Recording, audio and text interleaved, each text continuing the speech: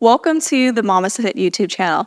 In this video, I'm going to break down how do we create space in the bottom part of the pelvis when we are pushing. I'm going to debunk some common myths and explain how we can actually create more space and make our pushes so much more effective.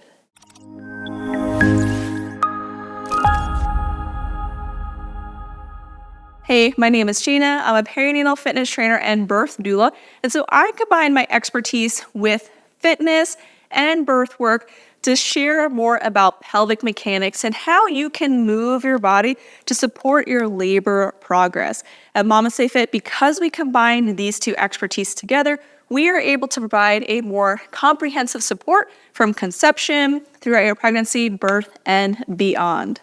And so if you want more support for your pregnancy as you're preparing for birth, check out our online courses. We have childbirth education, prenatal fitness, our birth prep workout series, all designed to help you move confidently throughout your pregnancy so that we can create more space here as we prepare for birth. The pelvic outlet is the bottom of your pelvis. And now your pelvis has three levels. We have the pelvic inlet, the mid-pelvis, and then the outlet is what we're going to be focusing on today. The pelvic outlet is typically going to be when you are pushing. And so we want to create more space in this bottom part here to make it easier for our baby to come out of our bodies.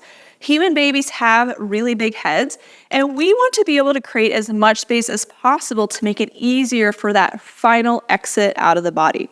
The pelvic outlet is going to open more with internal hip rotation, so knees in, ankles out, will help create more space side to side in the bottom of the pelvis. What this movement typically looks like is knees are in and then ankles move slightly out to help create more space side to side in the pelvic outlet. And now the rotation here doesn't have to be extreme. It can be very subtle, and note that my knees are not touching one another.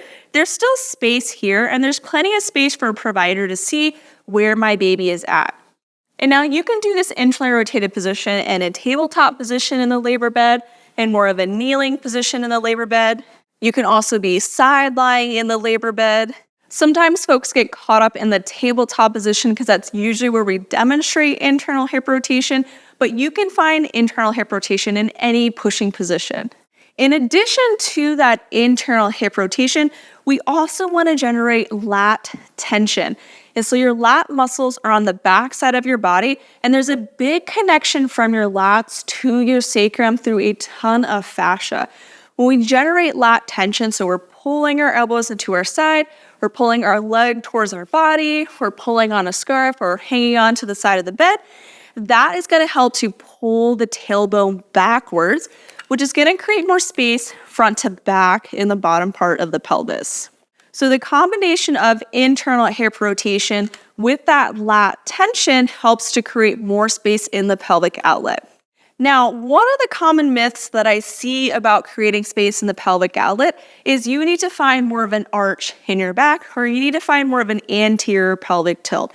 Where this myth comes from is commonly we're told that to open the top of the pelvis, we need a posterior pelvic tilt, which is going to move the sacral promontory, which is that junction between our lumbar spine and a sacrum backwards, which creates more space front to back in the top of the pelvis. And so if the top of the pelvis opens more with a posterior tilt, again, tucking that butt underneath, then the pelvic outlet must open more with an anterior pelvic tilt. However, that is not necessarily true. The pelvic inlet opens with both an anterior and a posterior pelvic tilt because our pelvic inlet has an anterior portion and a posterior portion. So I find more of an anterior tilt, it changes this pubic bone angle, creating more space in the front part of the inlet. And when I find more of that posterior pelvic tilt, it creates more space in the back part of the pelvic inlet. So we actually need both to create space in the pelvic inlet. However, when it comes to the pelvic outlet, the arched back position is problematic for two main reasons. One is internal hip rotation is less accessible with an anterior tilt. What I mean is finding more of an internally rotated position is much harder to do when your pelvis is in an arched position. It makes it really hard for that femur to rotate inwards. And so if we are in a more arched position and we force this internal hip rotation, it actually could cause injury and a lot of strain in this hip socket, which could be even more problematic if you have an epidural and you can't really feel as much. You potentially could injure your hip. So remember that your pelvic position impacts how your hips can move. And so if we force ourselves in that more arched position, and then we try to find that internal rotation, it's potentially going to put a lot of strain in this area and maybe cause injury. Rather, if we want to amplify our ability to find internal rotation to create that space side to side, we want to think about a slight tuck underneath. A slight posterior pelvic tilt makes it much easier to find that internal hip rotation. And so something that you can try for yourself to feel this in your own body is you can come to a seated position, and then I want you to find a big arch in your back and then spread your knees wide. So you have a big arch and we have the knees wide, and just pay attention to the sensation in your body. Do you feel a lot of strain in your lower back? Do you feel a lot of strain in the groin area? Where do you feel more movement happening? And then I want you to keep that arched back position, bring the ankles wider and the knees closer together, and pay attention to how that feels in your body. You probably feel a little bit more strain and discomfort in your lower back, maybe a little bit more discomfort in the inner thigh area, because this pelvic position is not conducive to internal hip rotation. When you find more of a rounded position, you may find that the internal rotation is much easier to find. So reason one is that internal hip rotation is easier to do in a slight posterior tilt. If we are really arched, this can actually cause injury. The second reason why we don't want to find a big arch in our pelvis as we push is one, it'll make your pushes less effective. Our diaphragm is stacked over the uterus, which helps aid in our pushing.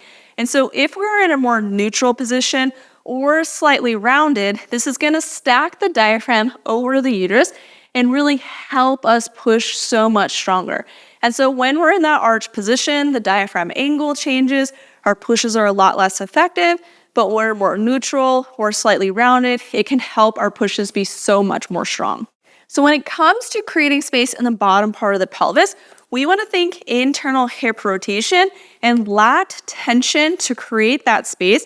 And we want to think about either a slightly tucked position or more of a neutral spine to help our pushes be so much more effective and help us find more internal hip rotation. There are a number of exercises that we can do prenatally to help us find all of those positions. The Mama Stay Fit Birth Prep Circuit is a free series of exercises that help you create more space, especially in the pelvic outlet that can be a little bit harder for us to find during pregnancy. In addition, we incorporate a ton of exercises in the Mama Stay Fit prenatal fitness program that not only keep you strong throughout pregnancy, but also help you to prepare for birth with exercises that help you to pull the pelvis into these positions. So it's not just stretches to release, but we also need strengthening to pull our pelvis into different positions, such as strengthening your hamstrings, which is the muscles on the back of your legs, your inner thighs, which help you to pull your pelvis into internal rotation. I hope this video was helpful for you to understand how we are creating space in the bottom part of the pelvis. If you want to dive deeper into pelvic mechanics, check out our online childbirth education course, where we break down all 3 pelvic levels and show you different laboring positions that you can do to create that type of space.